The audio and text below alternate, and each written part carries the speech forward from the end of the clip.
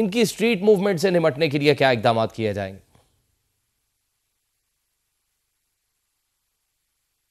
دیکھیں street movement جو ہے نا، اگر اسٹریٹ موومنٹ آپ نے کوئی جلسہ کرنا ہے کریں، آپ نے کوئی جلوس کرنا ہے کریں، آپ نے ریلی نکالنی ہے ضرور کیجئے. اس سے پہلے ہم آپ سے ضمانت لیں گے کہ آپ نے کوئی توڑ پھوڑ بھی نہیں کرنی، آپ نے جلاؤ گراؤ بھی نہیں کرنا، اور آپ نے کوئی قتل مقاتلہ بھی نہیں کرنا. 26 نومبر 2024 کو جس طرح اسلام آباد آتے ہی آپ نے رینجرز پر گاڑیاں چڑھا دی تھی اور اس میں 6-7 جوان شہید ہو گئے تھے، اس طرح کی کوئی حرکت اب قابل قبول نہیں ہوگی. اس کو ٹالریٹ نہیں کیا جا سکتا، بیکاز اس وقت آپ یاد رکھیں کہ پاکستان ایک سافٹ اسٹیٹ تھا. اب پاکستان سافٹ اسٹیٹ نہیں ہے، اب یہ ایک ہارڈ اسٹیٹ بن چکا ہے، اور ہارڈ اسٹیٹ میں اس طرح کی حرکتوں کی گنجائش نہیں ہوتی کہ آپ اسلام آباد آئیں، ڈی چوک میں بیٹھیں اور وہاں پر قبریں کھود کر بیٹھ جائیں اور کفن بھی پہن لیں، اور آپ گاڑیاں چڑھاتے رہیں، اور آپ خط لے کے IMF کو، اور آپ شرارتیں کریں، سازشیں کریں، اور آپ پاکستان کی اکانومی کی دیوالیہ ہونے کی بات کریں. اب یہ اب گنجائش نہیں ہے. الحمدللہ اب یہ وہ نرم سٹیٹ نہیں، اب یہ سخت سٹیٹ بن چکا ہے. اور سختی ہمیشہ اپنے لوگوں کے لیے نہیں ہوتی، لیکن جب اپنے ہی لوگ اس ملک کو نقصان پہنچائیں گے، اپنے ہی چراغ اپنے گھر کو آگ لگائیں گے، تو پھر ریاست جو ہے وہ اگر ماں ہے تو وہ باپ بھی ہے.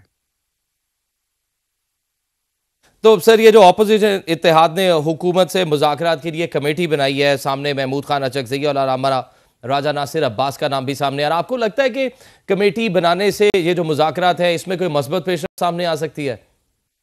جی، میں پہلے ہی آپ کو بتا دیا کہ محمود خان اچکزئی ایک سینئر سیاستدان ہے اور ایک سنجیدہ انسان ہے، تو ان سے بات بھی کی جا سکتی ہے، اور ان کی بات جہاں تک within some certain limits of decency and constitution and law who within circle of، تو اس کو انٹرٹین بھی کیا جا سکتا ہے، اس پہ غور بھی کیا جا سکتا ہے.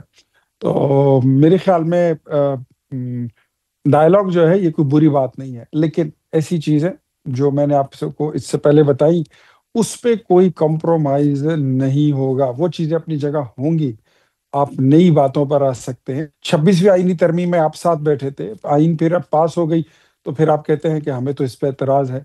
اب وہ معاملات رہے نہیں. میرے خیال میں پاکستان تحریک انصاف کے لیے زندگی گزارنا بڑی آسان ہو جائے گی اگر یہ اس بات کو سمجھ لے کہ اب عدالت میں ان کو بیٹھا ہوا کوئی ثاقب نثار یا عمر عطا بندیال یا جسٹس کھوسا جیسے ٹرکا والی سرکار کوئی نہیں ملے گی.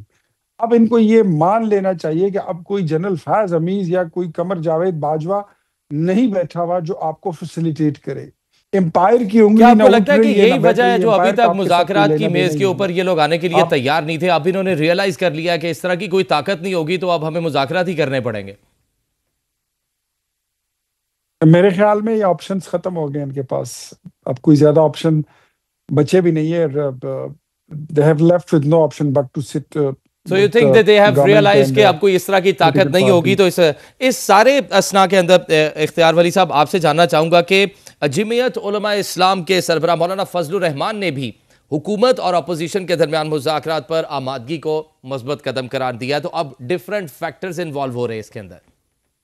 جی، مولانا فضل الرحمان صاحب کا اس ڈائلاگ کے پروسیس پہ اس کا خیر مقدم کرنا ہی خوش آئند ہے.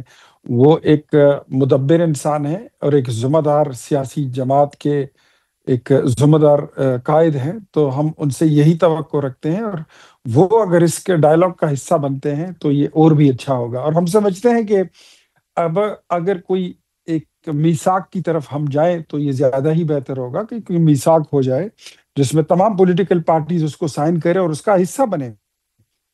لیکن اس میں ایک مسئلہ جو مجھے دکھائی دے رہا ہے، تو محمود خان اچکزئی صاحب کے ساتھ مجھے تھوڑا بہت سفر کرنے کا اور بیٹھنے کا موقع ملا ہے، تو میں نے اس وقت جب وہ PDM کا حصہ تھے تو ان سے پوچھا تھا کہ عمران خان کے بارے میں آپ کا کیا خیال ہے، تو انہوں نے مجھے کہا تھا کہ انتہائی بے اعتبار شخص ہے. تو مجھے یہ نہیں پتا کہ اب محمود خان اچکزئی صاحب کا ان پہ اعتبار کیسے پیدا ہوا ہوگا. اور عمران خان کی گارنٹی لینا کوئی لے نہیں سکتا. اگر بات ان کی ضمانت دینے کی آ گئی تو آئی ڈاؤٹ کہ شاید محمود اچکزئی صاحب بھی ان کی ضمانت دے سکیں، کیونکہ ان کی بے اعتباری کے چرچے صرف پاکستان میں ہی نہیں بلکہ 7 سمندر پار بھی बड़े मशहूर हैं उनके किस्से।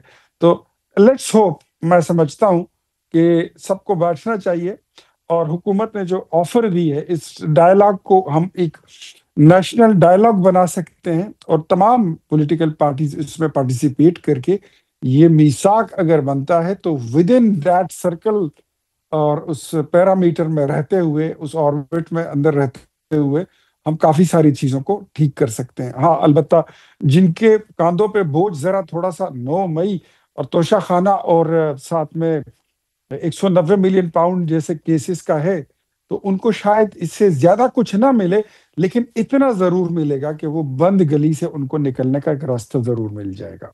बंद गली से निकलने का रास्ता जरूर मिल जाएगा। कोऑर्डिनेटर वजीर आजम इख्तियार वली खान हमारे साथ मौजूद थे। आपके कीमती वक्त का बहुत शुक्रिया। नाज़रीन, प्रोग्राम में यहाँ वक्त हुआ एक ब्रेक का, लेकिन ब्रेक के बाद बात करेंगे मुत्तहिदा अरब अमारात और अबू धाबी के हुक्मरान शेख मोहम्मद बिन ज़ायद अल नहयान आज पाकिस्तान के दौरे पर इस्लामाबाद पहुंचे हैं। किस हद तक अहम है, इसी पर बात करेंगे एक ब्रेक के बाद। Stay with us.